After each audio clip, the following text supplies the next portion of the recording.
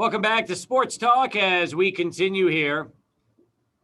Third and final hour of the show. Steve Kaplowitz, Adrian Broadus, and this man, Logan Tuley-Tillman. It wasn't that many years ago. He was playing on the line for the Utep Miners.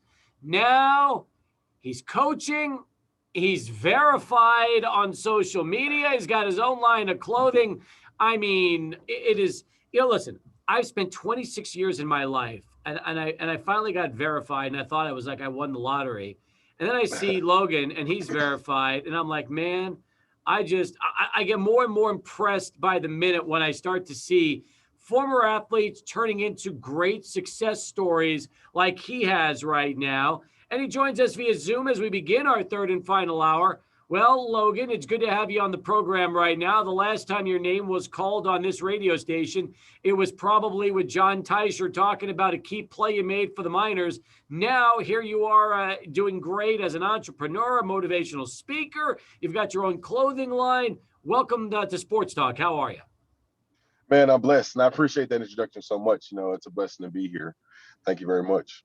I got to tell you, Adrian, it is phenomenal what we're doing with these former Miners, because it started with, we had AJ Haskins on the show. Then we had Clay on the show last week. And now we've got Logan here. What is it about you guys? Because you're all about the same age. You've all come from right around the same classes at Utep.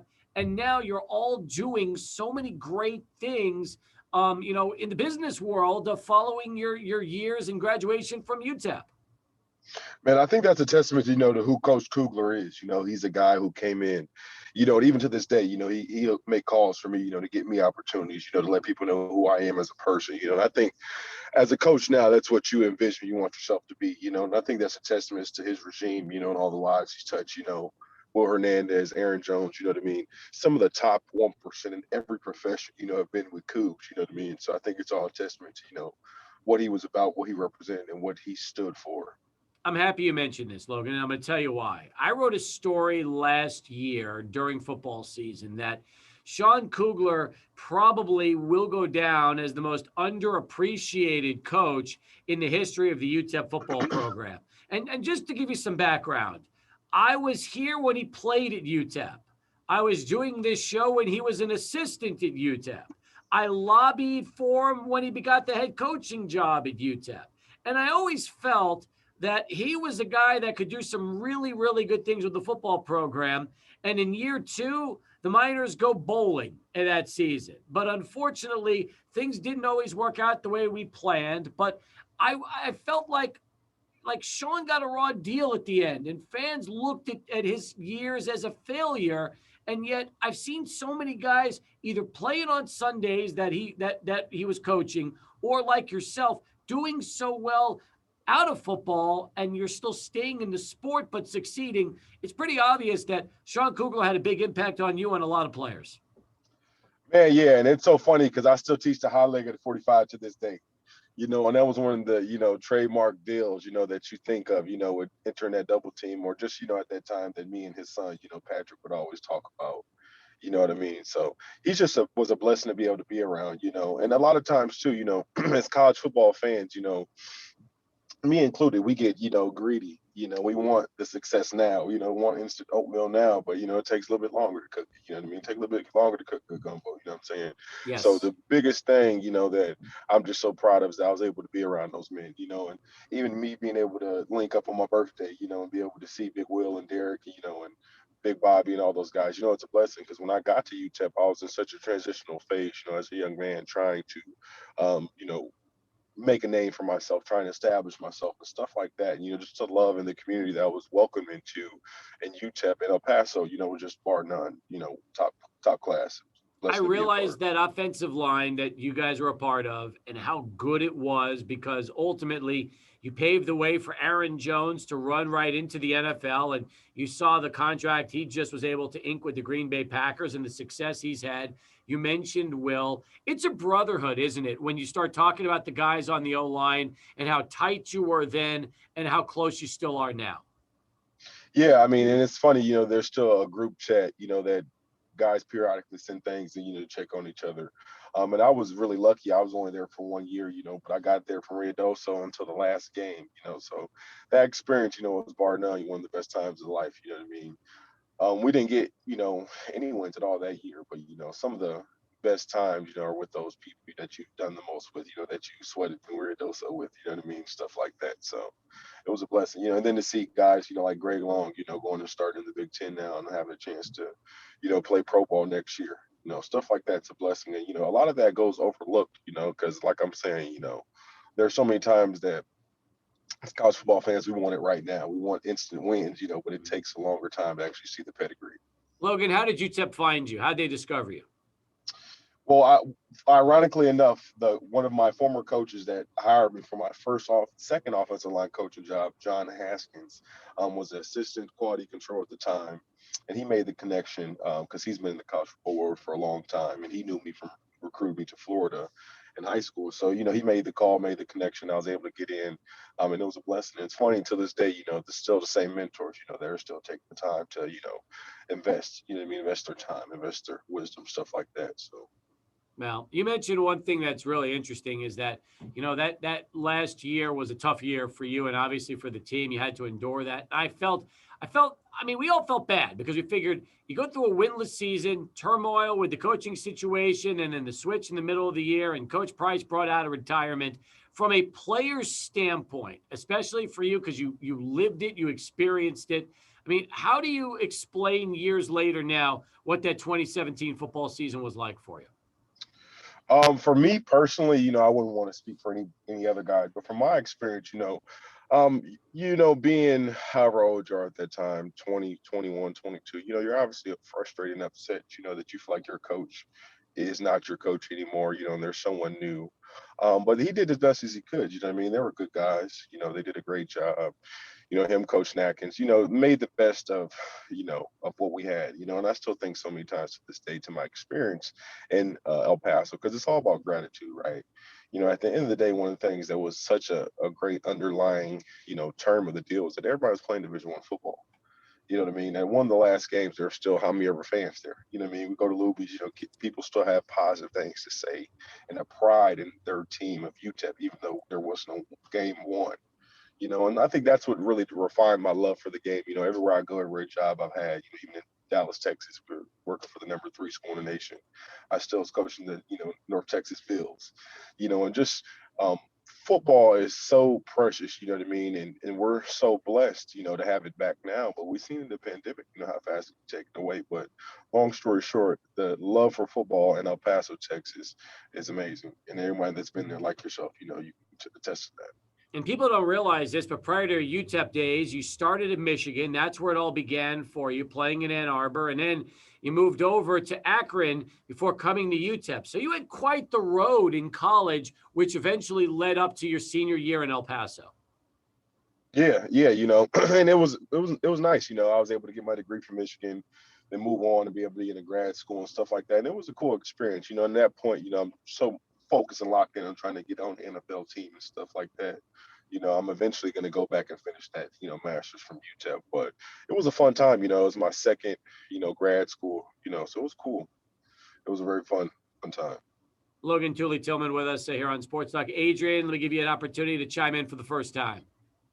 Logan, just keeping up with the current team right now at UTEP, I feel like, you were here just 1 point, but I always see you sending love to this UTEP football team. What is it about the current program that really interests you, and where's this program, headed right now in your eyes? Man, in my eyes, I'm always hopeful. I'm always watching as a former player, someone rooting for him, praying for him. Obviously a fan favorite, Bobby DeHaro, you know what I mean? A guy that I had the blessing to play with. He was a freshman while I was a senior. Being around him was dope. He's a guy, in my opinion, I scout like a lot of college guys. He has an opportunity to play some professional football, for how I've graded him and looked at him. So that's a blessing for him. But, as a person, as his friend, I'm just excited for him. You know what I mean? I understand what it's like to come out of UTEP. You know what I mean? I understand, those camps. I understand, how you have to, be yourself and be who you say you are when the lights aren't on all the time, per se at that level, So very looking forward to where the program's headed. You know what I mean?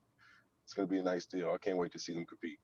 Now, Take us through the transition following your graduation at UTEP and your time when it ended. I know you were also pursuing a master's degree in leadership studies at UTEP, which you said you still want to come back and finish. But how did you get into not just the business world, but the coaching world with ultimately becoming an offensive line coach and then bringing it to the point where now you've got your own clothing line? Tell me about the transformation and how this all started for you. Yeah, really well. Going through the process, I was really blessed in high school to be Under Armour All-American, 40 offers kind of guy. And I always had a point where I was saying, everybody's monetizing this success, so how can I monetize that as well? So, on the low, I started training offensive linemen while I was at Michigan, for extra money here and there, for Chipotle, whatever. And then so from 2014 maybe until now, it's just been me sharing my testimony, sharing me succeeding at the highest level, sharing me failing at the highest level, and sharing, what I believe offensive linemen need, and how I teach is, O-line play starts from the ground up. How are the pyramids built from the ground up, and all the coachisms that you can think of, drive, catch, force to the ground, stuff like that, are what my program is rooted in, which is a little bit different than a lot of people, because everything is why based. I take a lot of pride in being able to teach anyone, any place with a heartbeat, how to play high level offensive line play, so that's my deal. That's my spiel, but I know that's a long winded answer. So it's a good answer. I think it's a really good answer, but how did you end up getting all of a sudden some of the top college prospects in the state of Texas to buy in? Because it's one thing doing it for Chipotle money. It's something else when you're able to get everybody, that some of the best prospects in the country, saying, hey, I like what Logan's teaching me. This is exactly what I need. How did you be able to get that big step? Well, I mean, that's so ironic to say that now, because I'm on site in, Tampa Bay training some of the Super Bowl champions from the Buccaneers team.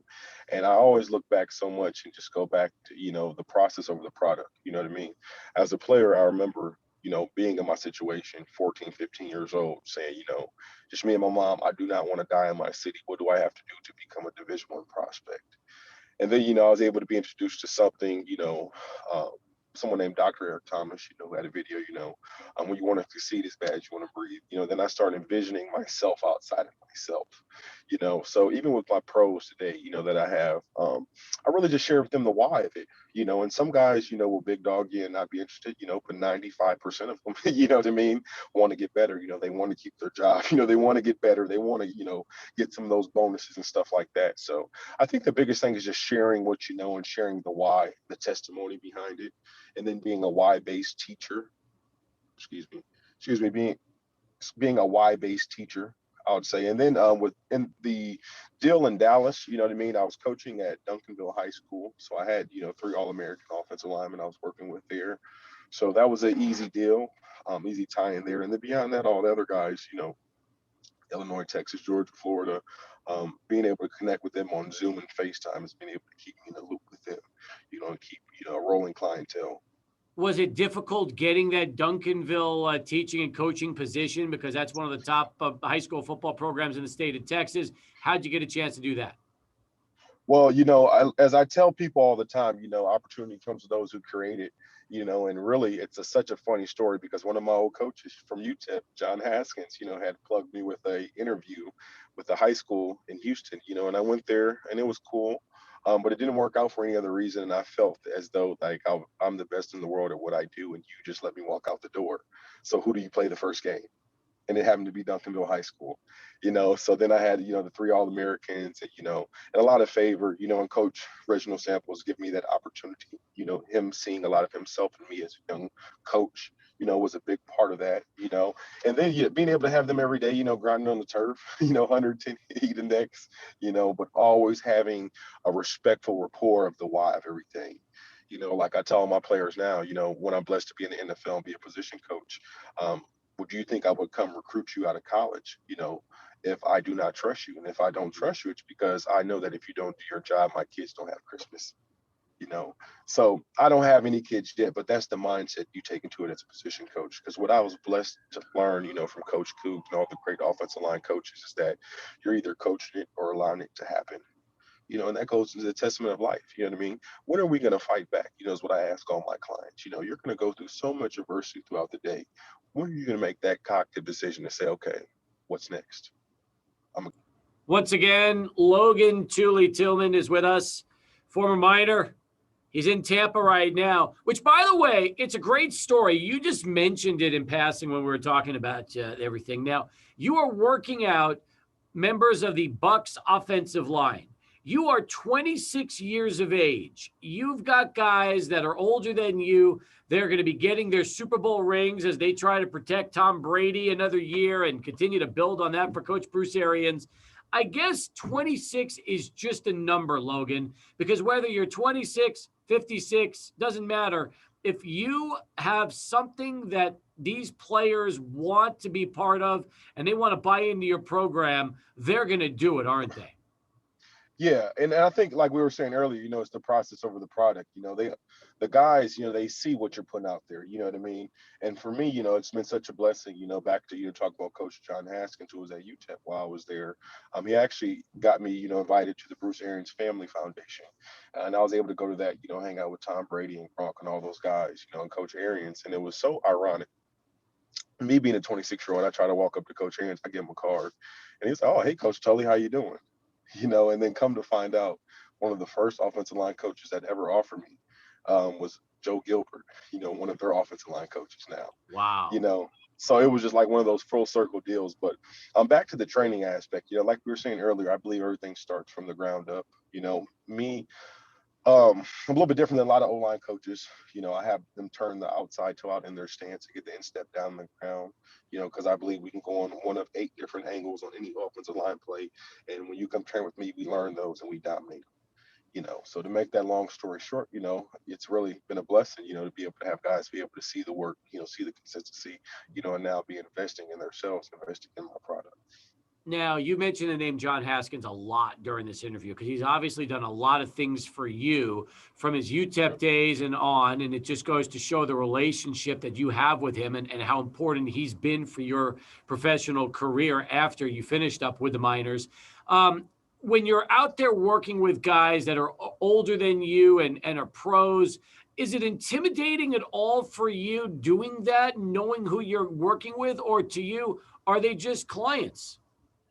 Well, for me, I don't even really see it, as just as clients. I really see it as, we're building a relationship. You know what I mean? I have a service that I can offer. And that's so funny you say that because my last, after I got done coaching in the spring league, I was a position coach in that. I was coaching something called the WNFC with the Texas Elite Spartans, and it's a women's professional tackle football league, founded by Dessa Jenkins, former position coach with the Falcons, now first African American woman to found her own league.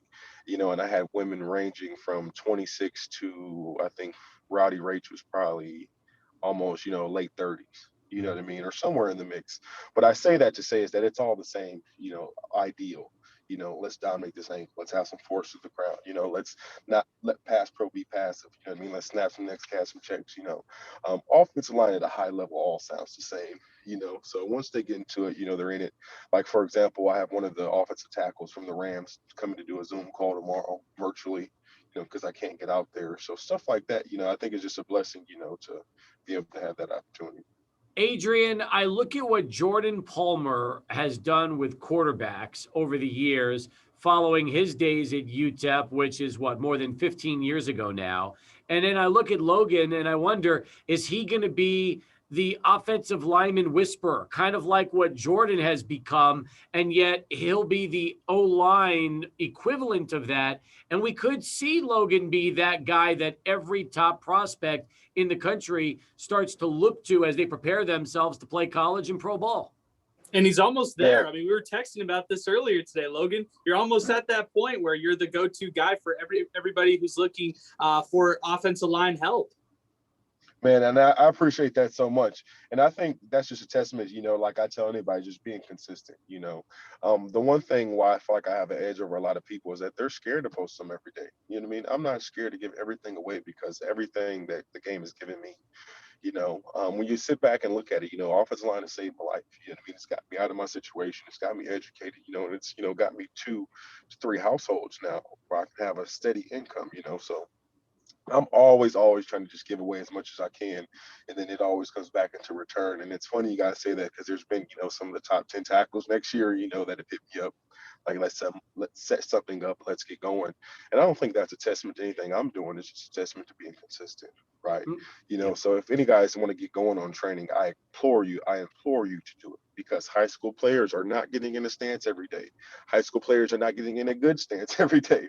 High school players have no idea what slide protection is. High school players have no idea what an instep is. So if anyone is hearing this out there, that has love for O-line, let's please connect. Please start training. It'll help the community. It'll help everyone get better involved.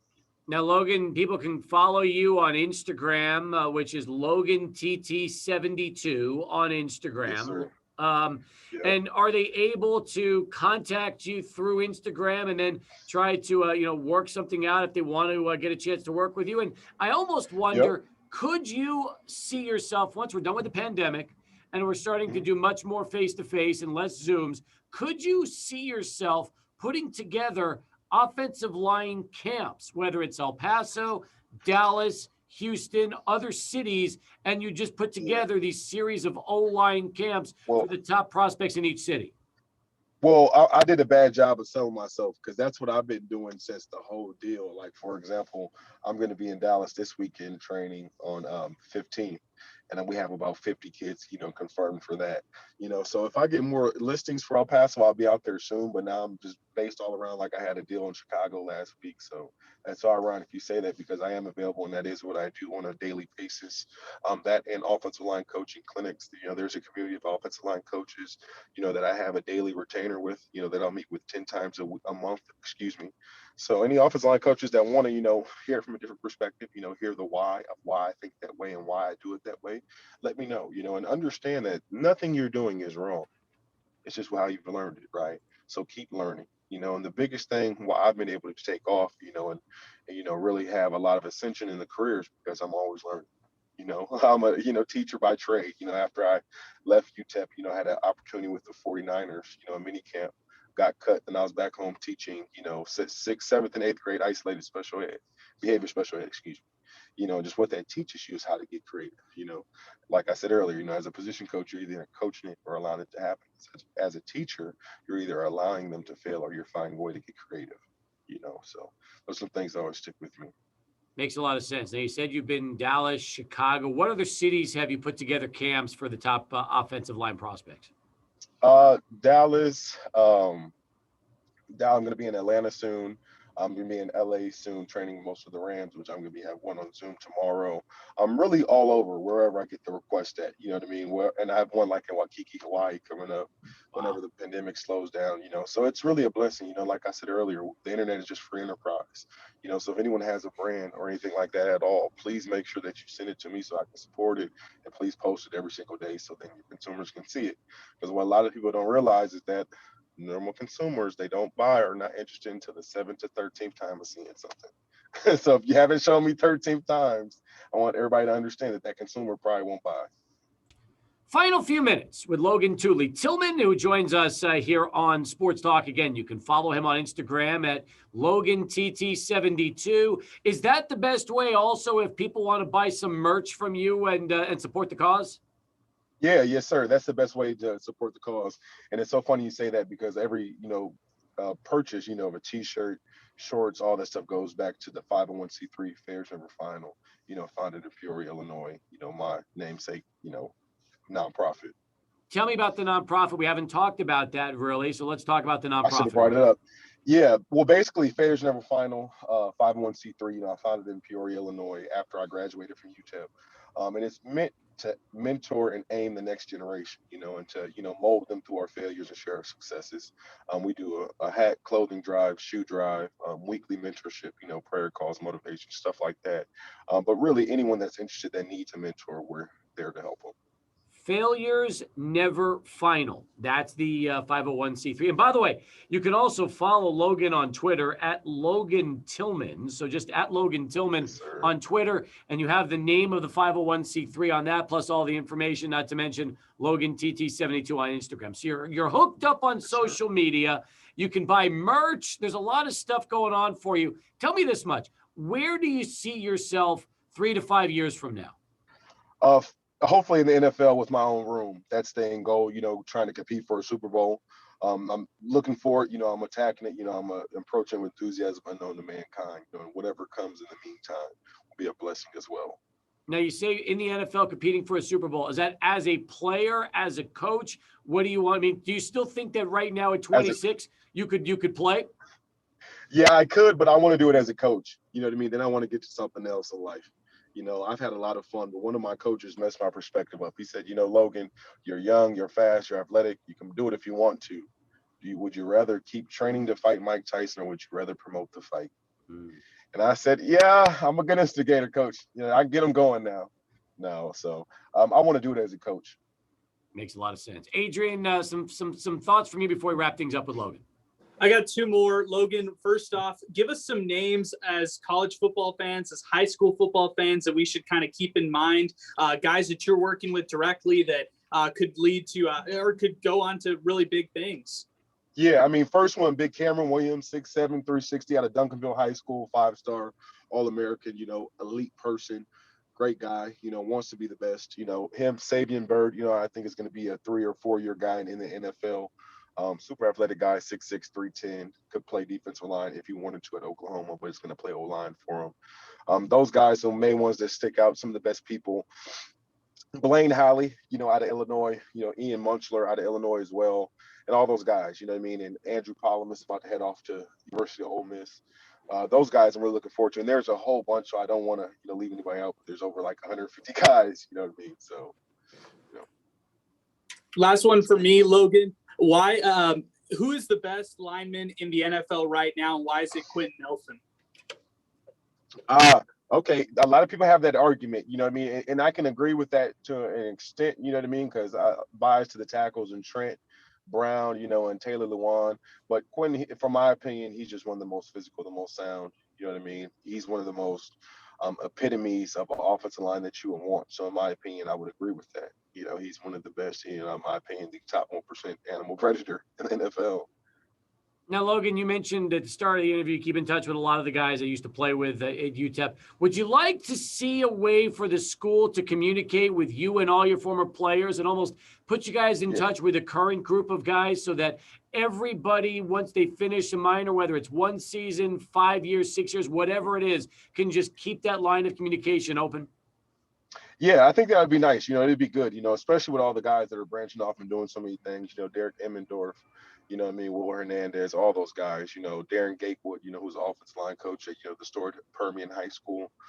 Those are awesome guys, and myself, you know, we all are guys that have wore those colors, you know, stood in that stadium. You don't have a pride for UTEP, you know, so that'd be awesome if they were able to do something like that.